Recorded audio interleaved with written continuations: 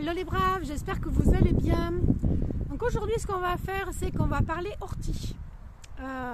Justement j'ai lu un commentaire sur la vidéo que je faisais autour du terrain là. Et je devais faire ma macération d'ortie, donc je me suis dit que ça valait peut-être le coup de filmer comment je faisais et de vous montrer qu'avec avec le fait de couper une seule fois des orties, on pouvait faire au moins deux choses avec. On peut faire plein d'autres choses, mais là pour le coup ce sera deux choses. Et vous me direz en commentaire si vous ce que vous faites avec les orties, et moi je vous dirai aussi ce que je peux faire, ce que je fais avec. Voilà. Donc place à la vidéo et à tout de suite. Alors j'ai été ramasser des orties en bas, là où je les ramasse habituellement, et j'ai vraiment tout coupé, enfin tout coupé, pas toutes les orties, hein, mais j'ai coupé jusqu'à ras, parce que tout est bon hein, dans ce qu'on va faire.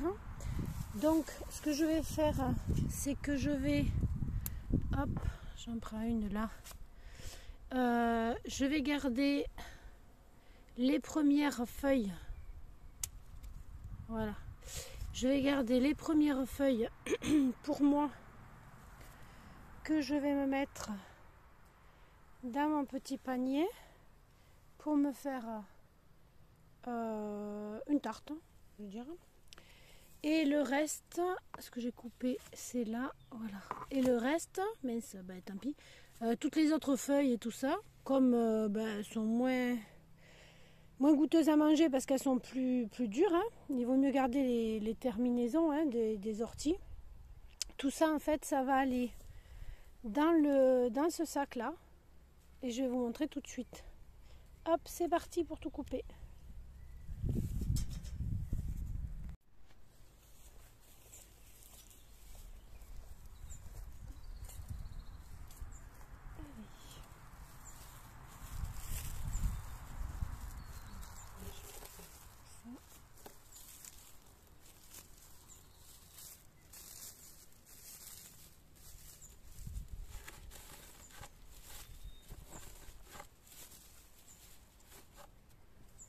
Voilà. Tac. On est bon. Donc comme on a dit, hop, on coupe la terminaison.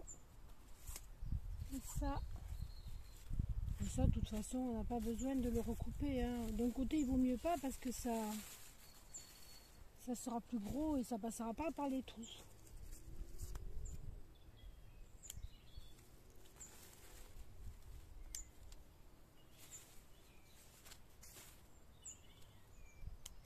Alors ici, ce qu'on va faire, c'est de la macération d'ortie. C'est absolument pas du purin. Le purin, c'est quelque chose qui putréfie. Et quand ça putréfie, ça a moins d'intérêt. Donc là, l'intérêt, c'est de donner un maximum de la plante. Donc on va mettre dans ce sac. Ensuite, on va mettre le sac dans la poubelle.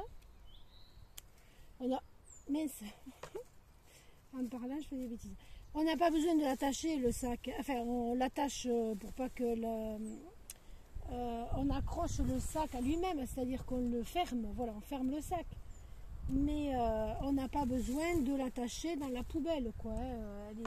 Elle est suffisamment basse la poubelle pour pas avoir de soucis, quoi. Et ensuite on y met de l'eau dessus.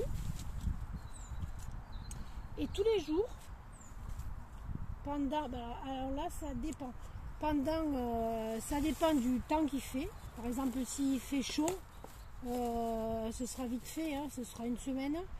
Et s'il fait frais, ce sera 10 jours, mais ce sera une dizaine de jours. Donc là on verra. Et pendant donc un certain temps, une semaine ou 10 jours, on va tous les jours remuer. Hop, tous les jours on va remuer pour justement pas que ça se putréfie. Et ensuite, quand on voit apparaître les premières bulles, on arrête tout.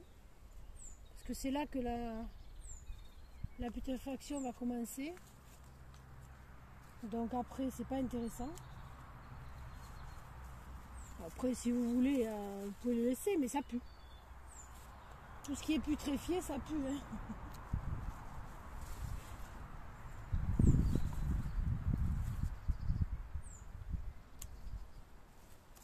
Donc voilà. Hop.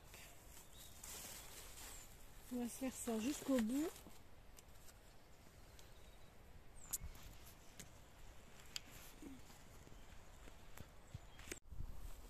Donc, on a là un sac d'orties qu'on va fermer et des orties pour faire une tarte. Donc, je vais fermer le sac le plus simplement du monde, hein, avec une ficelle. Hein.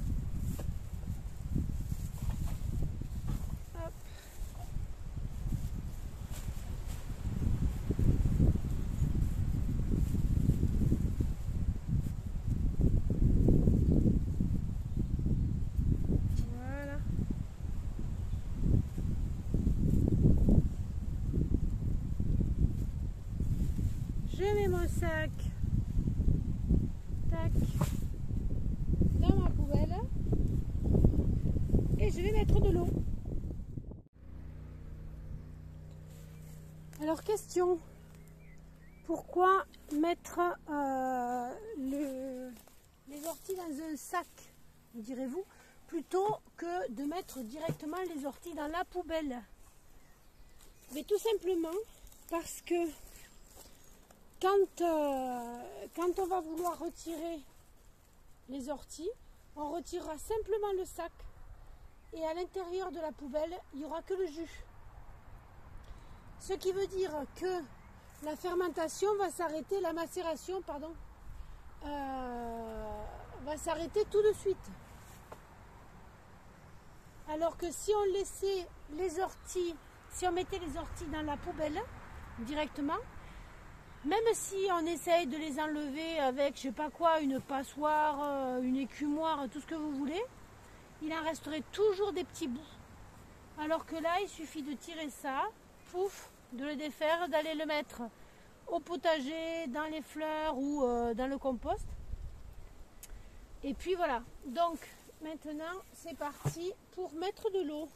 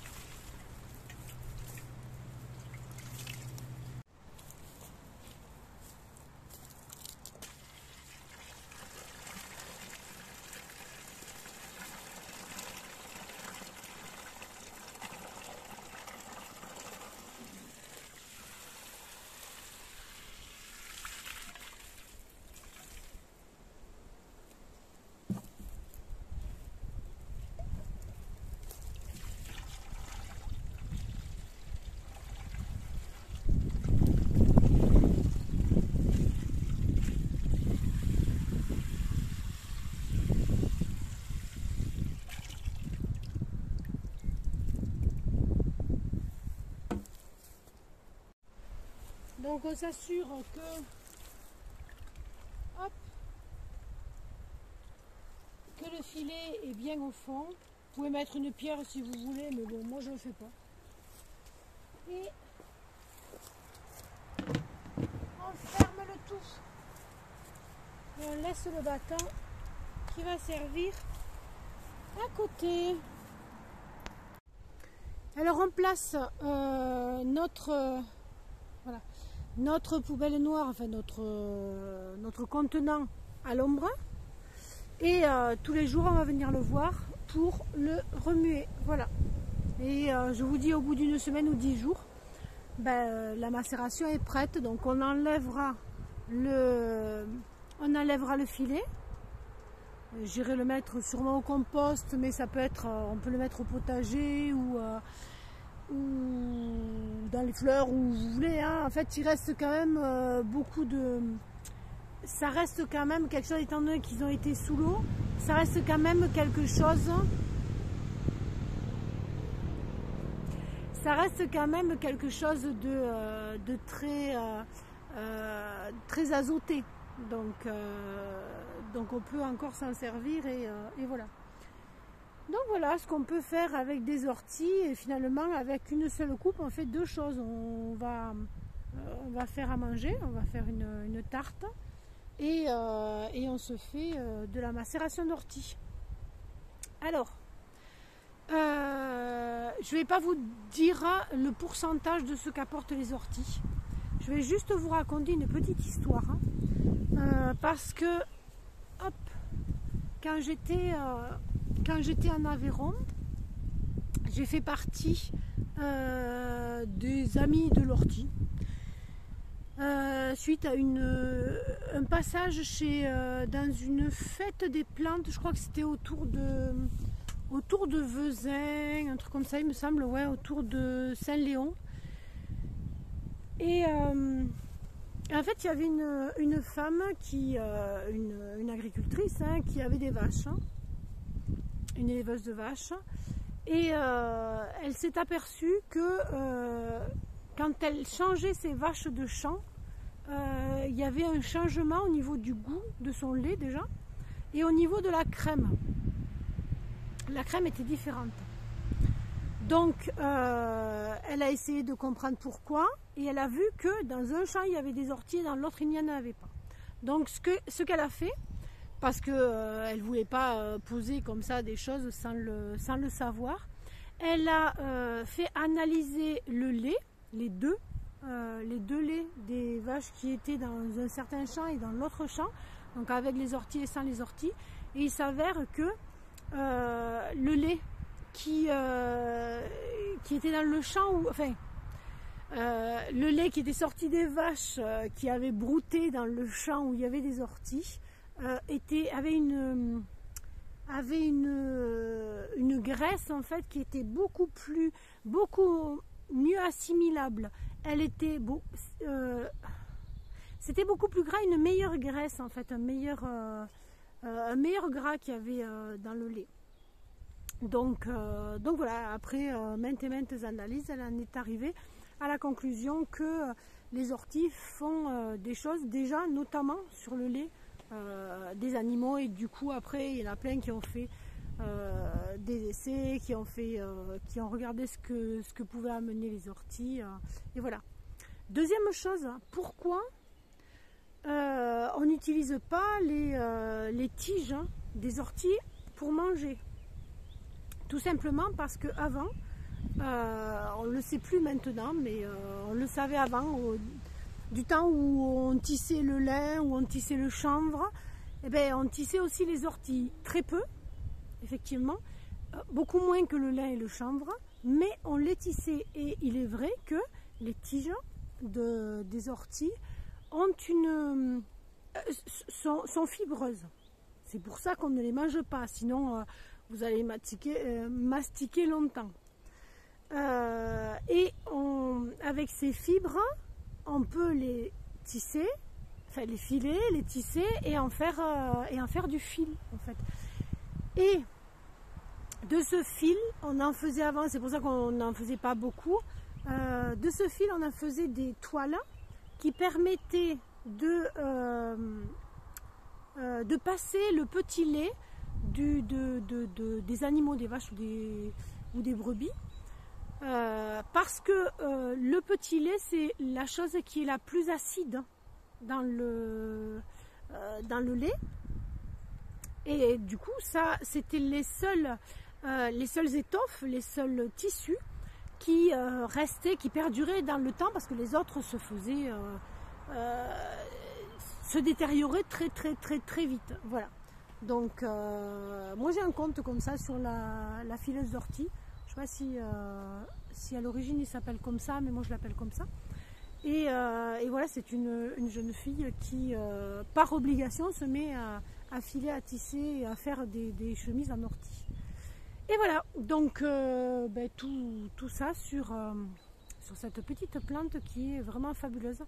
J'espère pouvoir un jour l'acclimater ici en haut, dans le terrain, même si c'est pas loin, hein, je vais à 20 mètres et je les ai, pas 20 mètres, mais 30 ou 40 mètres, et je les ai, quoi, c'est pas loin du tout. Mais j'espère pouvoir peut-être les acclimater sur mon terrain. En général, où il y a des orties, c'est qu'il y a une surcharge d'azote. Soit des animaux sont morts, soit soit il y a des cadavres, soit il y a des choses qui ont fait que il y a beaucoup d'azote. Voilà. Et bien j'espère que ce petit moment vous aura plu. Je vous souhaite une merveilleuse journée à toutes et à tous. Et puis je vous dis à très bientôt dans une prochaine vidéo. Et je remercie encore une fois tous les commentaires. Et n'oubliez pas, c'était pas la dernière vidéo, c'était la vidéo d'avant je crois. On s'était dit que on allait, enfin je vous avais dit, vous êtes obligés de faire ce que je vous dis. Je vous avais dit que ce serait super si on pouvait avoir 1000 abonnés à la fin de l'été. Donc voilà, pour l'instant, je ne veux pas dire de bêtises, on est à 800, une trentaine, 830, 826, un truc comme ça. Donc voilà, c'est tout à fait faisable, 200 abonnés, un peu moins de 200 abonnés en quelques mois. Franchement, je pense que c'est faisable. Voilà, je vous souhaite une merveilleuse journée à toutes et à tous et à très bientôt pour la prochaine vidéo. Bye bye.